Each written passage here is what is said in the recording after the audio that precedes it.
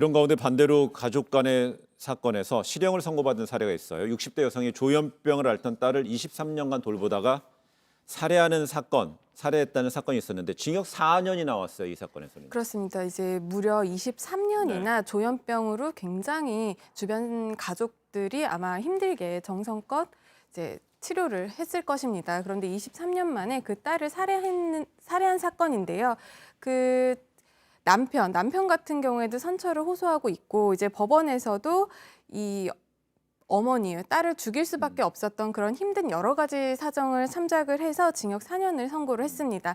하지만 이럼에도 불구하고 이제 변호사는 심신미약 상태를 주장을 했거든요. 네. 그 23년 동안 치료를 계속 옆에서 병간호를 하다 보면 우울증도 걸리고 심신이 쇠약해져서 우발적으로 심신미약에서 이제 범행을 저질렀다고 했지만 재판부는 이것을 인정을 하지 않고 그 독자적인 인격체인 자녀의 생명에 대해서 부모가 이제 결정할 권한이 없고 다른 부모도 이런 처지에 있다고 해서 모두 다 그런 행동을 하는 것은 아니다라고 해서 유죄 판단을 한 겁니다. 재판부가 역시 이 비극적 결과가 있었던 이 사건은 한 사람만의 책임은 아니다라고 했어요.